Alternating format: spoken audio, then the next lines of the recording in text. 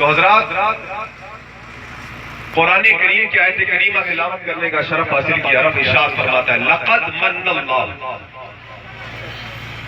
یہ جو میں سمجھانے کے طور پر کہہ رہا ہوں تھوڑا ذہن ایک دم حاصل رکھتے.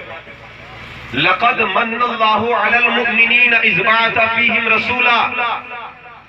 اس کا ترجمہ ہے کہ بے شک اللہ تعالیٰ نے ایمان والوں پر احسان فرمایا کہ ان میں اپنا رسول بھیجا.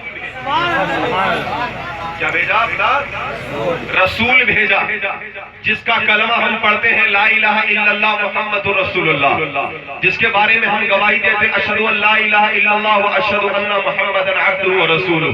وہی محمد. اب سوال پیدا ہوتا ہے پروردگار عالم تو نے زمین بنائی لیکن احسان نہیں جتلایا کہ میں نے زمین کو پیدا کیا، تو اے لوگوں میں نے تمہارے اوپر احسان فرمایا. کیونکہ احسان جو دیتا ہے جو بتاتا ہے وہ اس کے اعتبار سے بات ہوتی ہے. مثلا اگر کوئی آدمی کروڑ پتی ہے تو اگر 2-4 ہزار روپیہ دے دے تو اس کے پاس سے کوئی خرابی لازم نہیں آئے گی. بڑا آدمی ہے 2-4 ہزار روپے تو ادھر ادھر پڑے رہتے ہیں، اسے پتہ ہی نہیں چلتا کہ میرے گھر میں کتنا پیسہ کہاں ہے، کچھ معلوم نہیں. تو بھلا وہ 2-4 ہزار روپے دے کر کسی پر احسان کیا کرے گا؟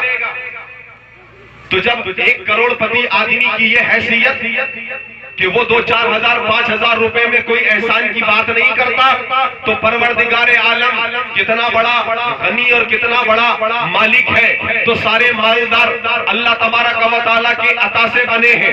یہ زمین بنی ہے تو اللہ تعالیٰ کی قدرت سے بنی ہے، مشیت سے بنی ہے. آسمان بنا ہے تو رب کائنات کی قدرت سے بنا ہے. یہ آسمان پر چاند اور ستارے بنے ہیں، یہ سورج بنا ہے، سب اللہ تبارک و تعالیٰ کی قدرت سے بنا. یہ پیڑ پودے، یہ جڑی بوٹیاں، یہ دنیا کے اندر جتنی بھی چیزیں ہیں، زمین و آسمان میں جتنی چیزیں ہیں، سب اللہ تبارک و تعالیٰ نے پیدا کی. لیکن کبھی اللہ نے یہ نہیں فرمایا کہ میں نے آسمان کو بنایا تو میں نے لوگوں پر احسان فرمایا، میں نے زمین بنائی میں نے لوگوں پر احسان فرمایا. اللہ نے یہ نہیں فرمایا. جب آیا سمندر کی باری تو سمندر کو پیدا کیا تو اللہ نے احسان نہیں فرمایا. اللہ تعالیٰ نے سورج کو پیدا کیا لیکن احسان نہیں فرمایا. اللہ تعالیٰ نے برگ و ثمر کو پیدا کیا لیکن اللہ نے احسان نہیں جتلایا. اللہ تبارک و تعالیٰ نے انسان کو آنکھیں دی لیکن احسان نہیں جتلایا. زبان عطا فرمائی لیکن یہ نہیں فرمایا کہ میں نے تجھے زبان دی ہے. کتنی کتنی قیمتی چیزیں جو نایاب اور بے بہا بیش قیمتی چیزیں ہیں. آنکھوں کو اگر ایک ترازو میں رکھا جائے اور ایک ترازو کے پلے میں اگر دنیا کی دولت رکھ دی جائے تو دنیا کی دولت بیکار ہو جائے گی اور آنکھوں کی قیمت ادا نہ کر پائے گی. اور اگر ایک طرف کان رکھ دیے جائیں، ایک طرف مالو سر رکھ دیا جائے، سونے کے طباق رکھ دیے جائیں، لیکن وہ سونا ان کانوں کے مقابل نہیں ہو سکتا.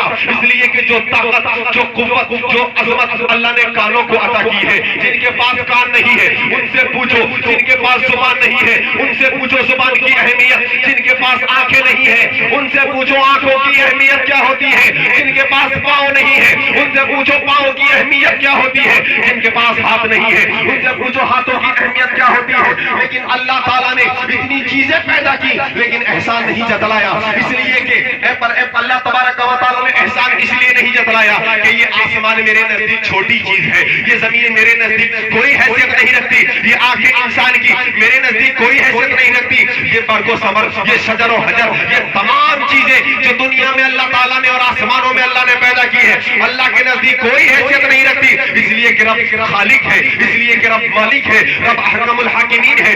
اس کے نزدیک یہ تمام چیزیں بیکار ہیں. لیکن ایک ذات ہے جس ذات پر اللہ تعالیٰ نے احسان جتلایا، اور وہ کون سی ذات ہے؟ قرآن فرماتا ہے لقد من اللہ علی المؤمنین اذ بعث فیہم رسولا. وہ احسان جتلایا جس ذات پر وہ اللہ کا رسول ہے کہ میں نے ایمان والوں تمہیں رسول عطا کیا ہے، یہ پیارا رسول عطا کیا ہے. اس لیے اللہ نے وہاں پر احسان جتلایا. نعرہ تکبیر، نعرہ رسالت، مسلک اعلیٰ حضرت، جشن عید میلاد النبی، نعرہ تکبیر، نعرہ رسالت. تو میرے سنی مسلمانوں اتنی بات سمجھو کہ اللہ نے احسان جتلایا کس پر؟ رسول پاک کی ذات. اب اس سے اندازہ لگائیے اس سے بڑی ذات اور کیا ہو سکتی ہے؟ تو اس دنیا میں ساری چیزیں کم تر ہیں اور سب سے بڑی ذات رسول پاک کی ذات ہے. اسی لیے اللہ تعالیٰ، اور ظاہر سی بات ہے جب اللہ جس پر احسان جتلائے گا وہ بڑی چیز تو ہوگی.